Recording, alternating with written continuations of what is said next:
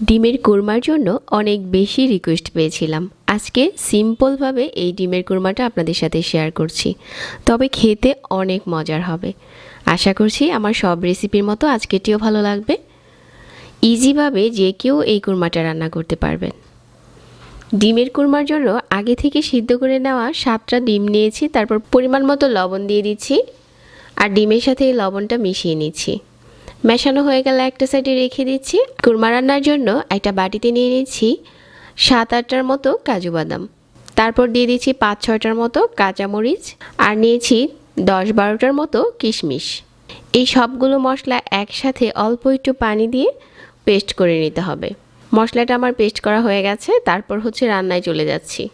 চুলায় প্যান বসিয়ে পরিমাণ মতো তেল দিয়ে দিতে হবে আর আগে থেকে যে লবণ মিশিয়ে রেখেছিলাম ওই ডিমগুলো দিয়ে দিতে হবে। তারপর হালকা আঁচে নেড়েচেড়ে ভেজে নিতে হবে। এপাশ ওপাশ করে ভেজে নিলে খুব সুন্দর একটা কালার চলে আসে। যখন ভাজা হয়ে যাবে তারপর প্যান থেকে উঠিয়ে একটা সাইডে রেখে দিচ্ছি। একই প্যানে আরও কিছু তেল দিয়ে দিচ্ছি, 1/4 কাপের মতো হবে। তারপর এখানে কিছু আস্ত গরম মশলা দিয়ে দিচ্ছি। গরম মশলাটা তেলের সাথে কিছুক্ষণ ভেজে নিতে হবে যাতে খুব সুন্দর একটা স্মেল আসে। ভেজে নেওয়া হয়ে গেলে এখানে 2টার মতো পেঁয়াজ বাটা দিয়ে দিতে হবে। চাইলে কুচি পেঁয়াজটাও নিতে পারেন, তবে বাটা পেঁয়াজটা দিলে খেতে বেশি ভালো লাগে। তেলের সাথে এই পেঁয়াজটা কিছুক্ষণ ভেজে নিচ্ছি।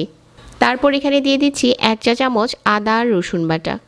আদা রসুনটা দেওয়ার পর নেড়েচেড়ে মিশিয়ে নিচ্ছি আর আরও কিছুক্ষণ ভেজে নিচ্ছি। যখন এই আদা রসুনের কাঁচা গন্ধটা চলে যাবে তারপর আমরা বাকি মশলাগুলো এখানে দিয়ে দেব। খুব সুন্দর একটা স্মেল চলে এসেছে আর আদা আর পেঁয়াজ রসুনটা ভাজা হয়ে গেছে। তো এখন দিয়ে দিচ্ছি এখানে আগে থেকে যে বাদামের মিশ্রণটা বেটে রেখেছিলাম ওইটা দিয়ে আবারও নেড়েচেড়ে মিশিয়ে নিচ্ছি আর আরও কিছুক্ষণ কষিয়ে নিচ্ছি। তারপর এখানে 1/4 চা চামচ করে দিয়ে দিলাম মরিচ, ধনিয়া আর জিরার গুঁড়া। এই সবগুলো 1/4 চা চামচ আছে। বেশি করে দিলে কিন্তু কুরমা খেতে ভালো লাগবে না, খুব অল্প করে দিতে হবে। তারপর নেড়েচেড়ে মিশিয়ে নিচ্ছি আর কিছুক্ষণ কষিয়ে নিচ্ছি। যখন নেড়েচেড়ে মিশিয়ে নেওয়া হয়ে যাবে আর খুব সুন্দর একটা কালার চলে আসবে ওই পর্যায়ে দিয়ে দিতে হবে 1 কাপ লিকুইড মিল্ক। লিকুইড মিল্কটা দেওয়ার পর আবারও নেড়েচেড়ে মিশিয়ে নিচ্ছি আর এখন দিয়ে দিব ভেজে নেওয়া ডিমগুলো।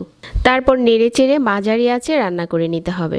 নেড়েচেড়ে মিশিয়ে নিয়ে জাল করতে হবে যতক্ষণ না মিল্কটা ঘন হয়ে যাচ্ছে, মশলার সাথে পুরোপুরি মিশে যাচ্ছে আর খুব সুন্দর একটা কালার চলে আসছে।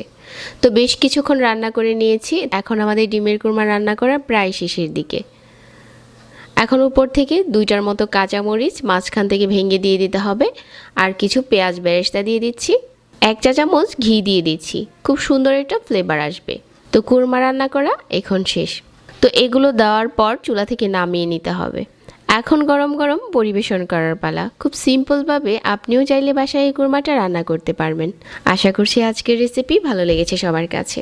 সবাইকে অনেক ধন্যবাদ জানাচ্ছি আর আজকে এখানেই বিদায় নিচ্ছি। আল্লাহ হাফেজ।